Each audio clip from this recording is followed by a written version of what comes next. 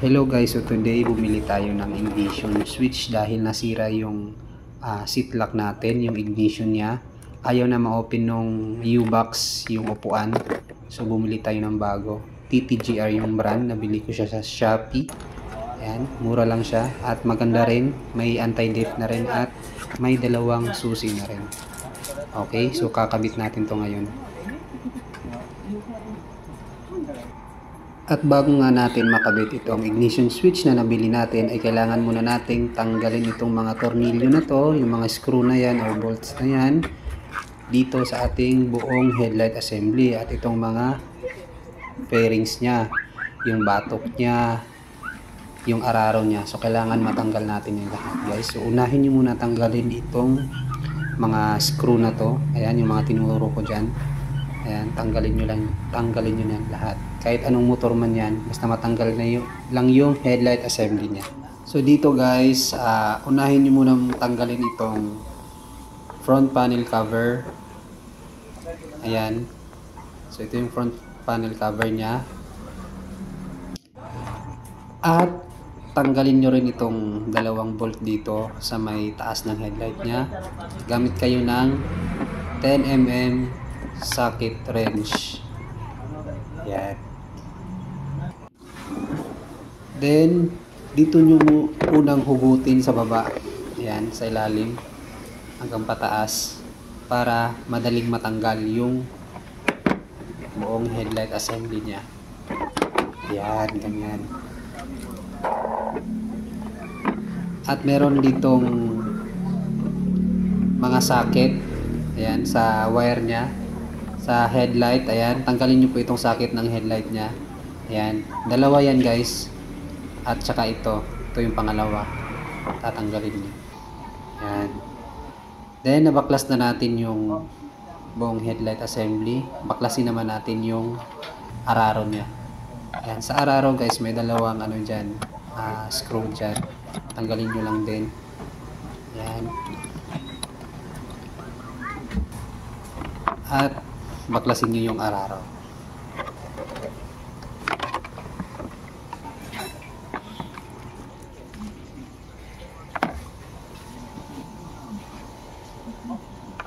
At dito naman sa may ignition nya guys, tanggalin nyo po itong bolt na to. Ayan, para matanggal natin yung anti-lift nya. Ayan, so ito yung anti-lift nya. Ayan, tanggalin nyo yung bolt nya sa likod. So dito naman guys, ito po yung hook nya. Tanggalin nyo rin po ito. Hindi ko na na-videohan to guys. Tanggalin nyo lang yan. Gamitan nyo lang ng Allen wrench. At yung clip nya dito guys, ayan, clip ng wire yan. So tanggalin nyo rin yan. Gamit lang kayo ng long nose o kaya pliers.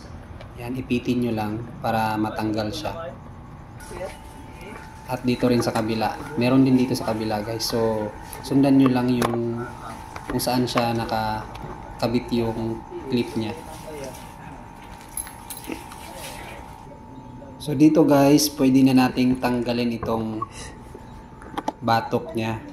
Okay, then dito guys, tanggalin nyo rin itong socket nya, itong kulay white.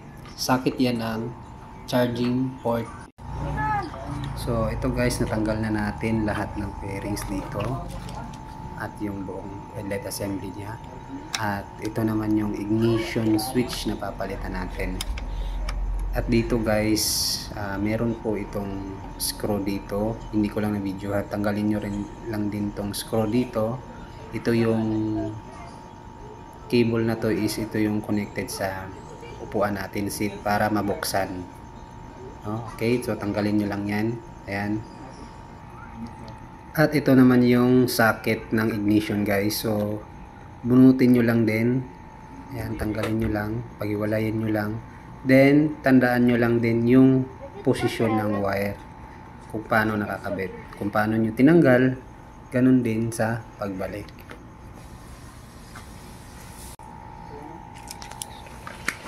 At dito guys, may dalawang bolt dito. Gamitan nyo lang din ng Allen wrench. Yan, dalawa yan. Sa taas at sa baba. Ayan. So tanggalin nyo yan para matanggal natin tong buong ignition switch. So ito natanggal na natin. Ayan, papalitan na natin to kasi sira na eh. Ayaw na mabuksan yung upuan natin. Ito na yung papalit natin.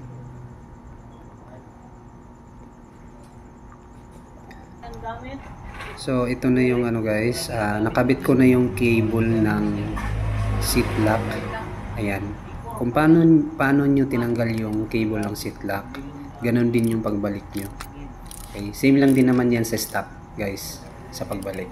Ayan, so balik nyo lang din yung ano niya, tornilyo niya. Ayan, para hindi gumalaw. Okay.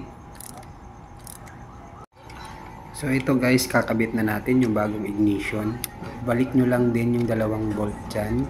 Kung paano nyo tinanggal, ganoon din sa pagbalik. At huwag nyo masyadong higpitan yung bolt dito guys, kasi baka ma-lost thread, mahirap na. Yung tama, yung sakto lang na paghigpit. At ito guys, okay na, nakabit na natin. So iti-test na natin siya kung gagana ba, kung legit ba talagang maganda itong nabili natin na ignition switch. Okay, yan, try na natin.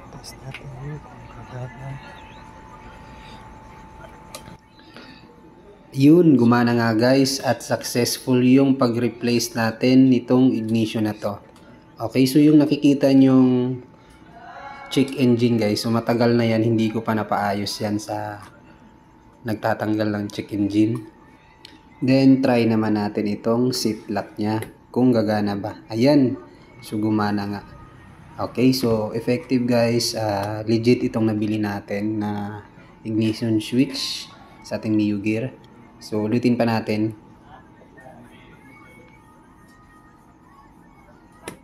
Ayan, so okay siya guys, successful guys yung DIY natin. So hopefully na nakatulong to sa inyo at nasundan nyo yung video. Okay? At sa pagbalik nitong ating buong headlight assembly guys, itong pairings na to, ayan, unahin nyo po dito sa baba, ayan. Ayan, gayahin nyo lang yung paano ko siya ibinalik. Ayan, ganyan. At dito guys, huwag nyo kalimutan ibalik yung dalawang bolt dito. Yan dyan, importante yan dyan, para hindi maalog yung headlight nyo.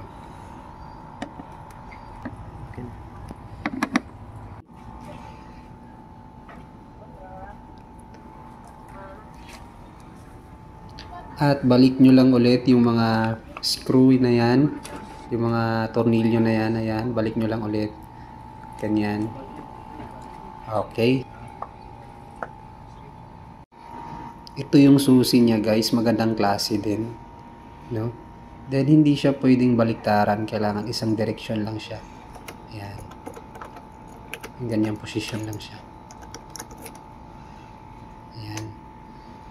Okay. So successful yung ano natin, yung DIY natin. So hopefully na nasundan niyo itong video na to at nakatulong sa inyo. So yun lang guys, hanggang dito na lang. God bless and ride safe always.